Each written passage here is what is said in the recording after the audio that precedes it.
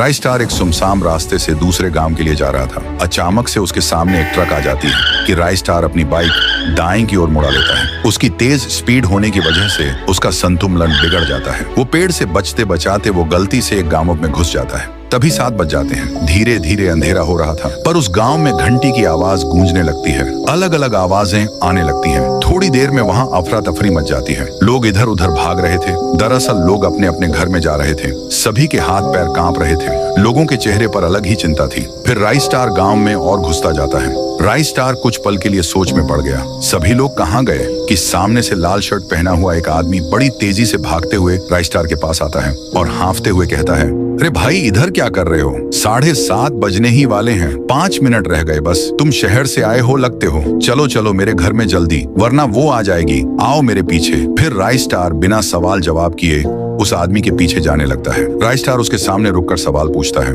अरे भाई, ये यहाँ पर क्या हो रहा है? तुम मुझे 7:30 बजे से पहले अपने घर में क्यों लेकर आए? और ये अजीब सी घंटी की आवाज क्यों गूंज रही है? आदमी कहता है, अरे मैं पागलों जैसी बात नहीं कर रहा हूँ। इसका सच जानकर तुम्हारे रोंगटे खड़े हो जाएंगे। इस गांव में रोज 7:30 बजे एक चुड़ैल आती है जो कि लोगों को मार के उस पेड़ में लेकर जाती है। बात हो ही रही थी उसी सूखे पेड़ की जहाँ राइस स्टार ने अपनी बाइक रोकी थी।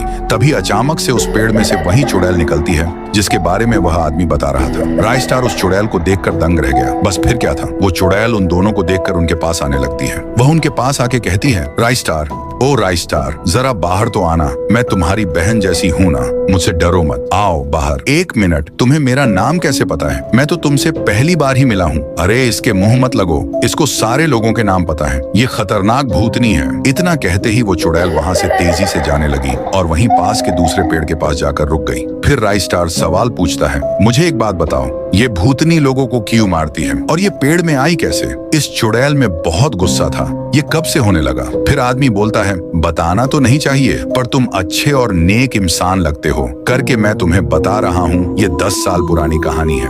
इस गांव में रहते थे गुड़िया और उसके पप्पा। उन्होंने गांव के सरपंच से पैसे लिए थे। बस इतना क्या था, सरपंच ने गुड़िया के पप्पा को उसी सूखे पेड़ पर उल्टा टांगा और गुड़िया के सामने बड़ी सी चाकू से पहले उसके पैर की चमड़ी उधेड़ दी। उसके बाद अंत में उसका सिर ही धड़ से अलग कर दिया। फिर उस क्रूर सरपंच ने गुड़िया को भी नहीं बख्शा। उसको कर्जदार की बेटी बोलकर गांव से धक्के मारा कर निकाल दिया गया और उसने भी ब्रिज से कूदकर अपनी जान ले ली। उसके बाद उसकी आत्मा उसमें से निकलकर उसी सूखे पेड़ में गई जहां पर उसके पप्पा को टांग कर मारा गया था। उसके बाद क्या था, वो एक लड़की के बदन में घुसकर वो अपनी साइकिल में बैठकर उस सरपंच को पूरे गांव में घसीटते हुए सूखे पेड़ में लेकर चली गई। उस पेड़ में सरपंच के हाथ, पैर, सिर, पेट सब उगाए थे।